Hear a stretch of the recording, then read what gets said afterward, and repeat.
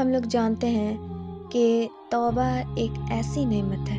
جو ہر کسی کو نصیب نہیں ہوتی، کیونکہ جو انسان گناہ کرتا ہے تو اس کو اس گناہ کی لت لگ جاتی ہے اور اس کے دلوں میں زنگ لگ جاتا ہے۔ یہ وہی زنگ ہے جس کا ذکر اللہ نے قرآن میں فرمایا کہ ہرگز نہیں، بلکہ ان کے دلوں پر ان کے اعمال کی وجہ سے زنگ چڑھ گیا ہے۔ اور جو انسان گناہ میں اتنا مبتلا ہو جاتا ہے تو اس کے دلوں میں سیاہ نقطہ لگ جاتا ہے۔ ابن ماجہ کی روایت ہے، رسول اللہ صلی اللہ علیہ وسلم نے فرمایا کہ جب مومن کوئی گناہ کرتا ہے تو اس کے دل میں ایک سیاہ نقطہ لگ جاتا ہے، اور اگر وہ گناہ سے توبہ کرے، گناہوں سے باز آ جائے اور مغفرت طلب کرے تو اس کا دل صاف کر دیا جاتا ہے، اور اگر وہ گناہ میں بڑھتا چلا جائے تو پھر وہ دھبا جو بلیک ڈاٹ ہے بڑھتا چلا جاتا ہے۔ اس طرح ایک ایگزامپل لے لیتے ہیں کہ ایک لوہار ہے اور اس کے پاس زنگ لگا ہوا ایک لوہا ہے،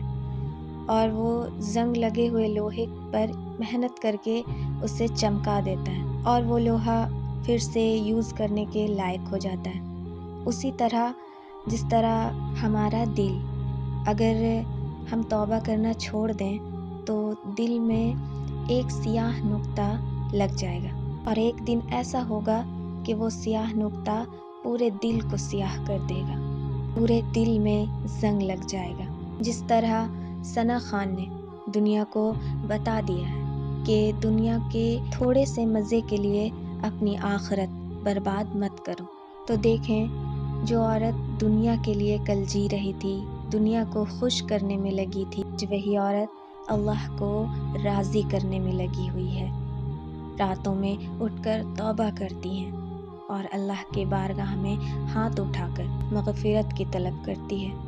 کیا یہ اگزامپل ہمارے لیے کافی نہیں کہ عیش و آرام چھوڑ کر آج وہ اللہ کی بارگاہ میں ہاتھ اوپر کر کے چند آنسو گرا کر اللہ سے توبہ کرتی ہیں؟ تو خوش نصیب ہے وہ انسان جس کو توبہ نصیب ہوتا ہے۔ بس دعا ہے کہ اللہ ہماری توبہ قبول کرے اور ہمیں توبہ پر قائم رہنے کی توفیق عطا کرے، آمین۔